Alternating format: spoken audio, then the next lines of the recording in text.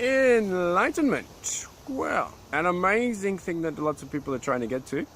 And I personally haven't, for me, it was about 3.5 years ago now. Absolutely wonderful level of spiritual development to attain. And for me, I say it's the start line, basic level. I do now, only because I've embodied it. So, of course, look at the word enlighten, ment's Latin for mind. So enlighten the mind. Thinking's overrated, don't need it. Stop thinking. Stillness is absolute key. Detoxification and alignment of the body is absolutely essential, otherwise you'll never get there. You're just not strong enough to do it. So it only happens when the spine and the nervous system and the whole body is aligned and strong enough to receive it, because it's around us the whole time. So the easiest way to explain it in a parable story or symbolism is Moses and the staff. Who got a strong, like I thought I had a strong spine. But my back was weak. And I'd constantly run and played lots of soccer, so I constantly weakened it. And there was no nourishment or nutrition getting down to my coccyx and my large intestine because it was full of absolute shite, like 5 kilos of shite. And then that staff becomes a serpent, a kundalini serpent. So it's strong, but so there's a strength in being able to be flexible at the same time. Absolutely, that's why we have yoga and asana practices and qigong and things like this. Absolutely brilliant. Try to get into it. And of course, until a person reaches enlightenment and embodies it, it's the only way to do it, guess what? They have zero idea of what it actually is. Because it's impossible for them to perceive it, because they're still coming from basically the emotional centers.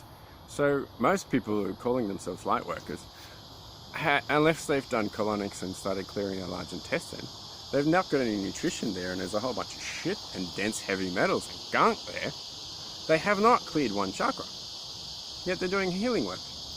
There's not a lot of integrity in that. So, and of course, how can one build a solid foundation for a beautiful temple that is going to result in longevity, clear perception, and spiritual development and healing others and doing all sorts of wonderful things? How can we build a foundation on a worm farm? Because I'm currently 128 meters. Who knows how much is there? It's subconscious. And heavy metals and dense fungus and 5 kilos of shite. It's simply impossible. It's like building a magnificent cathedral on a swamp without even laying a foundation. It's completely impossible. And the result will be absolutely disastrous, because like, you see a lot of guys at the gym, they look big and strong, but if you have a look at their tongue and actually talk to them, they're incredibly weak backs, because they've got absolute shite here that their entire body is focusing on getting rid of garbage, but their muscles are condensing it around it, making it harder to find and harder to get to.